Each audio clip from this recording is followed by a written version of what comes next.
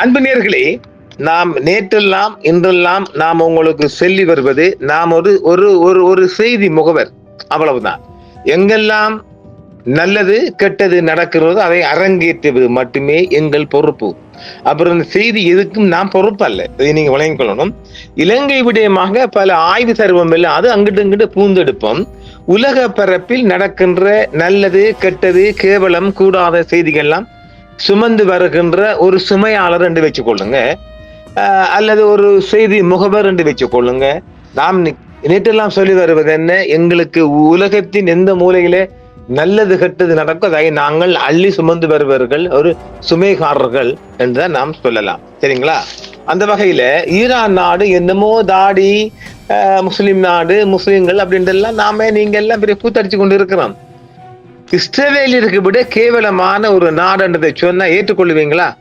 இல்ல நமக்கு அம்மாடிக்கு வருவீங்களா? இஸ்ரேலியர்கள் எப்படி கொடுமையானவர்கள், சித்திரவதை செய்வதில் வல்லவர்கள், அப்புறம் பாலியல் வன்கொடுமை செய்து வல்லவர்கள், சிறப்பானவர்கள் என்றெல்லாம் கேள்விப்பட்டிருக்கிறோம். இல்ல இந்த காசா மக்களிடம் இந்த இஸ்ரேலிய நாய்கள் என்னையெல்லாம் பண்ணும்னு கேள்விப்பட்டோம். இல்லை, அதே போன்றுதான் ஈரானிய தாடி நாய்களும் செஞ்சிருக்காங்க.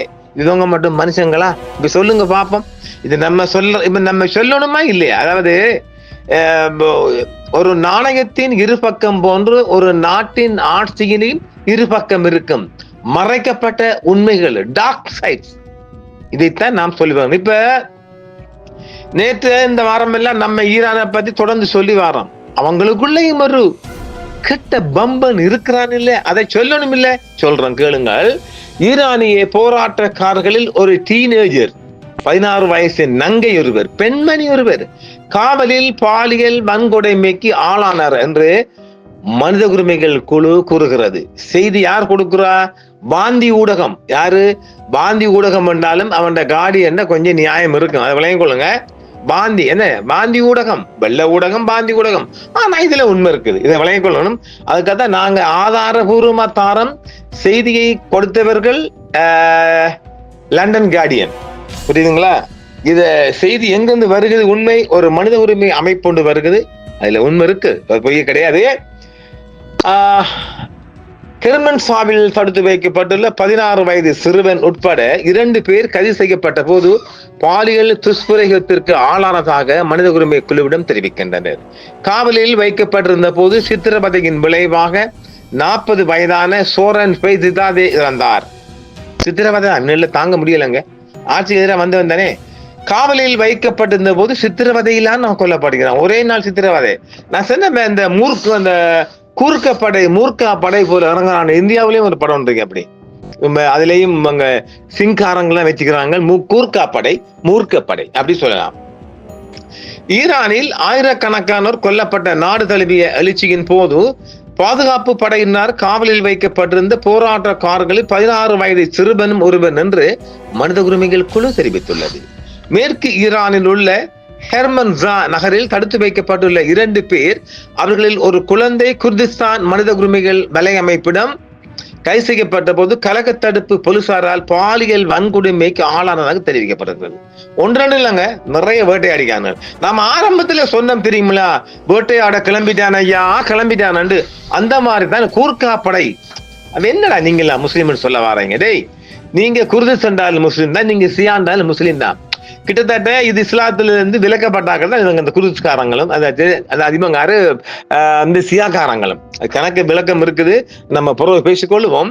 இடமாற்றத்தின் போது பாதுகாப்பு படையினர் அவர்களின் உடல்களை தடிகளால் தொட்டனர், அடிச்சு சாத்திட்டான். நான் தான் ஆரம்பத்துல சொல்லியிருக்கேங்க, நம்ம செய்திக்குள்ள இருக்குது, வேட்டையாட கிளம்பிட்டானுங்கள். அவர்கள் துணி வழியாக குதம் பகுதியில் தடியடியால் அடித்து அழுத்தம் கொடுத்தனர். அதாவது எப்படி சொல்றவங்களுக்கு நான் ஏற்கனவே இந்த சித்திரவதையில பத்தி சொல்லி இருக்கிறோம். என்னது, இந்த வேலி கம்பி இருக்கு இல்லையா, முள்கம்பி இல்லையா, முள்கம்பிய இஸ்லாம் பைப்புக்குள்ள விட்டு அதை நான் அந்த சித்திரவதை தான் இது. அதை நான் மீண்டும் சொல்ல வராங்க, மனித குலத்துக்கு எதிரான சித்திரவதைங்க, பாவங்க. அதாவது இஸ்லாம் பைப்பு இருக்குல்ல, அதுக்குள்ள வேலியில முள்கம்பி இருக்குல்ல, அதை ஒரு 2 சுட்டு 3 சுட்டு உள்ளு கொட்டு அப்படியோ குதம்பலியாக அந்த இஸ்லாம் பைப்பை மெதுவா உள்ளுக்கு அனுப்புறது. அப்படி அந்த அந்த அந்த அந்த அந்த கம்பியை விட்டுட்டு இஸ்லாம் பைப்பை இழுக்கிறது. இப்ப அங்க என்ன இருக்கீங்க குலத்துக்குள்ள? இந்த முள்கம்பி செல்லக்குள்ளே மேல் கூசுதுங்க. இதெல்லாம் மனித குலத்திலே எதிரான செயல் இல்லையா? இதை இஸ்ரேல்காரன் செஞ்சா நீங்களும் செய்வீங்களாடா? அப்ப உங்களுக்கும் அவனுக்கு என்னடா வித்தியாசம் இருக்கு? பன்னாட தாடிவால பரதேசிகளா? இந்த ஈரான் பரதேசிகள் வேலைதான். நீங்க அடிச்சு கொண்டு அது விஷயம் பேரு. ஒரு சித்திரவதையை கொண்டு கொள்றங்க ஏற்றுக்கொள்ள முடியாது. அடிச்சு கொள்ளுங்கடா, நீ கொண்டுட்டே ஏராளமா, அது விஷயம் பேரு. அதனால கொல்லத்தாம சித்திரவதை ஒரு ஷூட் பண்ணு, விஷயம் முடியுது. என்ன ஒரு கொலகாரங்கள்? அப்ப என்ன சொல்ல போறீங்க? என்னடா இஸ்லாம் நாடு? சே, இதெல்லாம் ஏற்றுக்கொள்ள முடியாங்க. இதைத்தானே சொல்ல போனா கிளம்பி அடிப்பீங்களே. இன்னமும் இஸ்லாம் நாடு பெரிய பேரு அதெல்லாம் கூடாது. உண்ட பெருசி நீ 80 வயசு பெருசு உண்ட படைக்கு நீ உத்தரவு இந்த தாந்தோண்டித்தனமான வேலை செய்யக்கூடிய சொல்லணுமா இல்லையா? அதை விட்டு போட்டு உண்ட ஆட்சியை காப்பது நீ என்ன இஸ்லாமிய ஆட்சி? அதை நீ சொல்லக்கூடாது. அதுக்கு நீ தகுதி இல்லை. என்ன கேட்டா இதுக்கு எவனாவது அம்படிக்க வந்தீங்கன்னா வந்தவளே போய் கொண்டிருக்கணும். இப்ப வாந்தி ஊடகம் சொன்னு பொய் சொல்லிக்கு வரல, உண்மையா ஒருத்த சொல்லி அவன் ஓரளவு நான் கார்டியன் பாக்குறாங்க, ஓரளவு அவன் உண்மையை சொல்லுவான். இடமாற்றத்தின் போதுதான் செஞ்சிருக்காங்களா, அடித்து செஞ்சிருக்காங்களா கொடுத்தார் என்று கானின் ரபின் ரஹ்மானி கூறினார். இது மைனரின் குடும்பத்திற்கு நெருக்கமான ஆதாரங்களுடன் தொடர்பு கொண்டுள்ளது. எல்லாம் ஆதாரம் வச்சிருக்காங்க. ஈரானில் தகவல் தொடர்பு துண்டிக்கப்பட்டுள்ளதால் தனிநபர்களின் தற்போதைய நிலைமைகள் குறித்து உரிமைகள் குழுவினால் அல்லது கார்டியனால் தகவல் பெற முடியவில்லை. சரிதானே?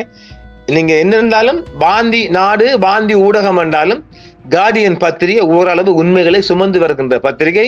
அவர்கள் பலைகுடாவுக்கும் அவங்களோட கொரஸ்பாண்ட் அங்க இருக்கிறாங்க. டிசம்பர் மாத இறுதியில் போராட்டங்கள் தொடங்கியதிலிருந்து கைது செய்யப்பட்டதாக மதிப்பிடப்பட்ட 20,000க்கு மேற்பட்ட போராட்டக்காரர்கள் நடத்தப்படுவது குறித்து மனித உரிமைகள் குழுக்கள் அச்சம் தெரிவித்துள்ளன. 2022ஆம் ஆண்டு நாடு தழுவிய போராட்டங்களின் போது கைதிகள் காவல்துறையினால் பாலியல் பலாத்காரம், அடித்தல் மற்றும் சித்திரவதை செய்யப்பட்டதாக புகார் அளித்துள்ளனர். ஒரு பெண் கார்டியனிடம் தனது விசாரணையாளர்களால் கண்களை கட்டி பாலியல் வன்கொடுமை செய்யப்பட்டதாக கூறினார். இவனும் பாலியல் வெறி பிடித்த பரதேசியா இல்லையா இந்த ஈரான் தாடிக்காரர்களும்? டிசம்பர் மாத இறுதியில் தற்போதைய போராட்டங்கள் தொடங்கியதிலிருந்து 3766 பேர் கொல்லப்பட்டுள்ளனர். மேலும் 8949 பேர் உயிரிழந்துள்ளதாக அமெரிக்காவை தளமாக கொண்ட மனித உரிமைகள் ஆர்வலர்கள் செய்தி நிறுவனம் தெரியும். அமெரிக்கா அண்டா வாந்தி, அதுல பொய்யோ தெரியல. என்ன கேட்டால் ஓரளவு சரி இருக்கத்தானே போகுது, மொத்தமா பொய் நீங்க தள்ள முடியுமா? ஜனவரி 10ஆம் தேதி வடமேற்கு ஈரானில் போராட்டக்காரர்கள் மீது படைகள் துப்பாக்கி சூடு நடத்தியதில் லாங்ஹார்ஸை சேர்ந்த கர்ப்பிணி பெண் ஷோலே ஷோடுதே, அவட பேரா ஷோலே ஷோடுதே, தனது பிறக்காத குழந்தையுடன் கொல்லப்பட்டதாக நோர்வேயை தளமாக கொண்ட குர்திஷ் மனித உரிமைகள் குழுவான ஹங்காவ் தெரிவித்துள்ளது. இது குர்திஷ் மக்கள் தானே, அங்க ஒரு மனித உரிமை அமைப்பு வச்சுக்கிறாங்க. குர்திஷ் மக்களுக்காக ஈரான் சேர்ந்தவங்க. சமீபத்திய அமைதியின்மையில் குறைந்தது ஒரு போராட்டக்காரர் 40 வயதான ஷோரன் பெய்சிசாதே காவலில் வைக்கப்பட்டிருந்த போது சித்திரவதையின் விளைவாக இருந்ததாக ஹாங்காங் தெரிவித்தார். ஜனவரி 7ஆம் தேதி போராட்டங்களின் போது பெய்சிசாதே கைது செய்யப்பட்டதாகவும் 2 நாட்களுக்கு பிறகு அவரது மரணம் குறித்து அவரது குடும்பத்தினருக்கு தெரிவிக்கப்பட்டதாகவும் தெரிவிக்கப்படுகிறது. தொடர்ச்சியான அடிகளால் ஏற்பட்ட காயங்களின் அளவு காரணமாக அவரது உடல் அடையாளம் காண முடியாத அளவுக்கு இருந்தது. ஒரு சாத்திரிக்கானல வெறிபுழிச்சு என்ன சில வேலை சாராயம் அடிச்சிருப்பா யாருக்கு தெரியும் என்று ஹாங்காவை சேர்ந்த அவையவர் சேகி கூறினார்.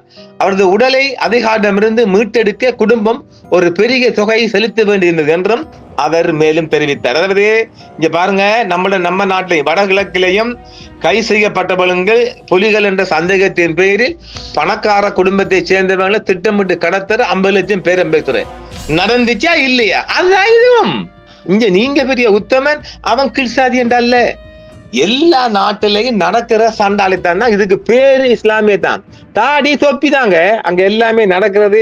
இஸ்ரேலிய ஆட்சி. இதுல என்ன சொல்ல போறீங்க? அம்படிக்க போறீங்களா? வாங்கடா வாங்க நம்ம தான் இருக்கும். ஒரு இளம் தாடி வைத்த ஆண், ஒரு சிரிக்கும் இளம் பெண் மற்றும் ஒரு சிரிக்கும் நடுத்தர வயது ஆணின் உருவப்படங்களின் தொகுப்பு. என்ன நடக்கிறது என்பதை உலகம் அறிய வேண்டும். ஈரானில் கொல்லப்பட்ட போராட்டக்காரர்களின் குடும்பங்கள் மனவேதனை தெரிவிக்கின்றனர். நமக்கே மனம் இவ்வளவு பதவதைக்கக்குள்ள அந்த குடும்பத்தை சேர்ந்தவங்களுக்கு எப்படி பதவதைக்கும்? எல்லாம் மனித உயிர்தானே. கார்டியனுக்கு அனுப்பிய செய்தியில் பேசிதாரியின் நெருங்கிய உறவினர் ஒருவர் இறுதிச் சடங்கில் கலந்து கொள்ள வீடு திரும்புவதை தடுத்ததாக கூறினார். மேற்கு ஈரானில் உள்ள சக்கேஸ் நகரம் இராணுவமயமாக்கப்பட்டது மற்றும் இயக்கம் முற்றிலும் தடை செய்யப்பட்டது என்று உறவினர் கூறினார். இந்த நேரத்தில் நான் என் குடும்பத்துடன் இருக்க விரும்பினேன், ஆனால் அவர்கள் அதை அனுமதிக்கவில்லை. அவர்கள் எங்கள் குடும்பத்துடன் யாரையும் அனுமதிக்கவில்லை. அவர்கள் அவரை கொன்றார்கள். அவர்கள் ஷோரனை மிகவும் கொடூரமாக கொண்டார்கள். பாதுகாப்பு படைகளில் காவலில் நடந்ததாக கூறப்படும் 2 மரணங்கள் குறித்து மேலும் அறிக்கைகளை விசாரித்து வருவதாக ரஹ்மானி கூறினார். அவர்களில் ஒருவர் ஹெர்மன்சாவை சேர்ந்த ஒரு பெண், மற்றவர் மேரிபென் நகரத்தைச் சேர்ந்த ஒரு ஆண். இணைய முடக்கம் ஈரானுக்குள் போராட்டக்காரர்களை நேர்காணல் செய்ய முடியாதபடி செய்துள்ளது. ஈரானில் உள்ள அமெரிக்காவை தளமாக கொண்ட அப்துல் ரஹ்மான் போர்மென்ட் மனித உரிமைகள் மையம் யாஷ் மத்திய சிறைக்கு மாற்றப்பட்ட 51 பெண்கள் உட்பட 549க்கு மேற்பட்ட போராட்டக்காரர்களின் வழக்குகளை ஆவணப்படுத்தியுள்ளது. மேலும் அது கைதிகளின் வாழ்க்கை குறித்து மிகுந்த கவலையை வெளிப்படுத்தியுள்ளது. தெருப்போராட்டங்கள் முடிவுக்கு வரும்போது தன்னிச்சையான கைதிகள் அதிகரித்துள்ளன. அதே போல் கைதிகளுக்கு சித்திரவதை ஏற்படும் அபாயமும் அதிகரித்துள்ளது என்று மையத்தின் நிர்வாக இயக்குனர் ரோயா போர்மன் கூறினார். கடந்த தசாப்தங்களில் அடி, சவுக்கடி மற்றும் பாலியல் வன்கொடுமை உள்ளிட்ட கடுமையான உடல் மற்றும் உளவியல் சித்திரவதைகளுடன் காவலில் இருந்த ஏராளமான மரண வழக்குகளையும் நாங்கள் ஆவணப்படுத்தியுள்ளோம் என்றும் தெரிவிக்கப்பட்டிருக்கின்றது. நமது உலகளாவிய பார்வையாளர்களாக மத்திய கிழக்கு நடக்கும் நிகழ்வுகளை உன்னிப்பாக கவனிப்பது கார்டியனின் வேலை. பாத்தீங்களா, கார்டியன் சொல்றான் காசாவில் உள்ளே இருந்து 24 மணி நேரமும் அங்கும் சில விவரங்கள் எடுக்கப்பட்டிருக்கிறதாகவும் அவர் நிருபர்கள் தெரிவித்தார். அதாவது இப்ப நீங்க எல்லாம் என்னையும் சேர்த்துக்கொள்ளுங்க, ஏன்னா நானும் முஸ்லீம் இல்லோ. அதனால இது உண்மையிலே மனித குலத்துக்கு எதிரான விடயமா இல்லையா? நீ முஸ்லீம் என்றால் ஒரு விசேட தன்மை உங்களுக்குள்ள இருக்கணும்டா. அதை விட்டுப்பட்டு நீயும் இஸ்ரவேல்ல பாடம் படித்து இஸ்ரவேல் மாதிரி நீயும் சொந்த நாட்டு மக்களுக்கு செய்ய போனா உங்களை என்னன்றா சொல்ற? இதை ஏற்றுக்கொள்ள முடியாங்க. காவாலிகள், அதாவது நல்ல பிறப்பில், அதாவது என்ன சரியா சொல்ல போனால், உங்க நாட்டு மக்கள் குருஸ் மக்கள் அது இந்த மானத்தால இறக்கப்பட்ட மக்களா? அதுவும் இந்த நாட்டை பிறந்த மக்கள் தானே. நீங்க எல்லாம் வேடுபடுத்துறீங்க. 73 கூட்டங்கள், அதுவும் ஒரு கூட்டம், நீங்களும் ஒரு கூட்டம் தான். நீங்க மட்டும் சியா கூட்டம் நல்ல கூட்டமாடா? கொலகார கூட்டம் தான் நீங்க. தேய்களா என்ன ஒரு கேவலங்கிட்ட பாருங்களேன். இது ஏற்றுக்கொள்ள முடியாது. ஈரானுக்கு கொடி தூக்குறவங்களுக்கு இந்த செய்தி வந்திருக்குது. உண்மைத்தன்மை நிறைய இருக்குது. ஏகப்பட்ட செய்தி வந்த வண்ணம் இருக்கிறது. மீண்டும் மற்றொரு சந்திப்பு நேர்க்கும். என்றும் உங்களுடன் சன்ரைஸ் இந்தியா டிவி சப்ஸ்கிரைப் பண்ணுங்கள், பெல் பட்டனையும் கிளிக் செய்யுங்கள். உங்கள் ஆதரவே எங்கள் சேவை. ஆதரவு தாருங்கள், அரவணைப்போம். மறக்காம சர்ப்ரைஸ் பண்ணுங்க. தேங்க்யூ.